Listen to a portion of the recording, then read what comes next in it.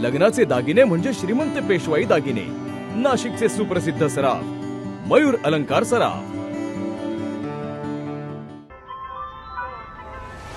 ताज्या बातम्यांसाठी नाशिक न्यूजच्या YouTube चॅनलला सबस्क्राईब करा आणि बेल आयकॉनला प्रेस करा।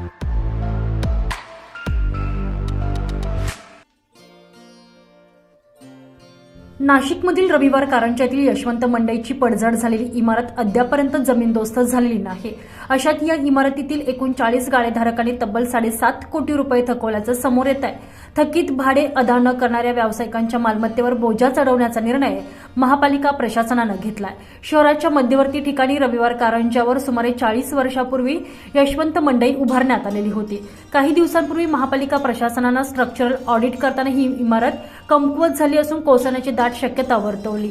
तसा अहवाल सादर केला होता। असं असलं तरी इमारतीमधील 28 व्यावसायिकांनी गाळे खाली करण्यास नकार देताना न्यायालयात धाव घेतली।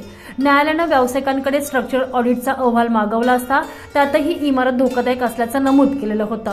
सुनावणी दरम्यान याचिकाकर्त्या व्यावसायिकांना फटकारताना महापालिकेच्या बाजूने निकाल देण्यात आलेला आहे। यानंतर यशवंत मंडई इमारत पाडण्याचा मार्ग मोकळा झाला होता।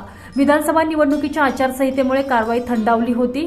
दरम्यान संबंधित 28 व्यावसायिकांना यापूर्वी गाळे खाली करण्याबाबत अंतिम नोटीस देऊनही त्यांच्याकडून प्रतिसाद मिळत नसल्याचं महापालिका प्रशासनाचं म्हणणं आहे। तसेच एकूण 40 गाळेधारकांकडे 7.5 कोटींचे भाडे थकले आहे।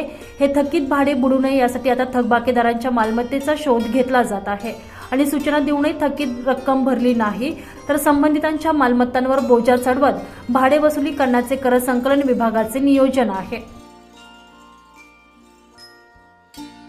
संजय परमार, नाशिक न्यूज, नाशिक।